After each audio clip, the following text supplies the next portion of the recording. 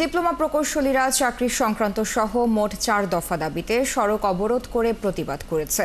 বুধবার সকাল 11:30 থেকে 2:30 পর্যন্ত পলিটেকনিক শিক্ষার্থীরা সড়ক অবরোধ করে রাখে। স্নাতক প্রকৌশলীদের সাথে ডিপ্লোমা প্রকৌশলীদের চাকরিগত দ্বন্দ্বের সুরাহা চায় আন্দোলনকারীরা। দাবি না মানা হলে প্রতিদিন এমন সড়ক অবরোধের কর্মসূচি চালিয়ে যাবার ঘোষণা আন্দোলনকারীদের। অবরোধের জেরে পুরো রাজধানীতে যানজট ছড়িয়ে পড়ে, ভোগান্তিতে পড়েন যাত্রীরা। আরো জানাচ্ছেন মাহিলা ইসলাম। ফ্যালকন অ্যালুমিনিয়াম মাল্টিলেয়ার অ্যানোডাইজড হওয়ায় সম্পূর্ণ স্ক্র্যাচ প্রুফ। Falcon aluminium.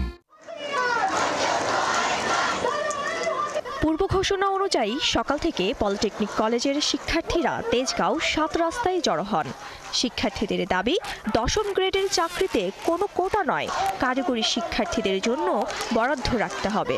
এমন আরও 3টি দাবিতে তারা প্রতিবাদ করে।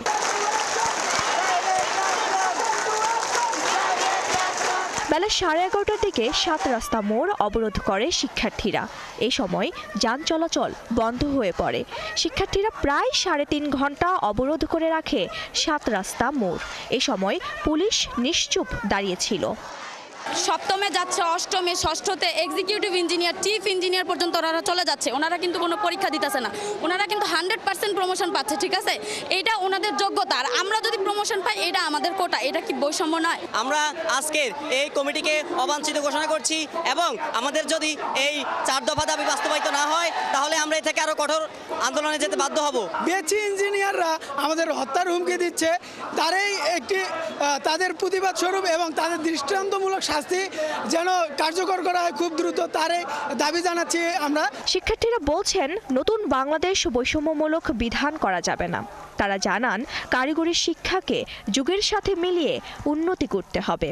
নতুন করে কর্মসূচি ঘোষণা করে শিক্ষার্থীরা।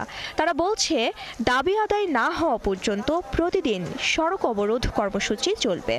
যদি ষড়যন্ত্রমূলকভাবে 1%ও এমনকি 1 বিন্দু পরিমাণ আমাদেরকে ছাড় দেওয়ার চেষ্টা করা হয়, তাহলে আমরা ডিপ্লোমা ইঞ্জিনিয়াররা সারা বাংলাদেশে কঠোর থেকে কঠোর আন্দোলনে যাব এবং প্রয়োজনে অসহযোগ আন্দোলনের ডাক দিব। পুলিশ বলছে, তাদের অনুরোধে 3.5 ঘন্টা পর শিক্ষার্থীরা সড়ক ছেড়ে যায়।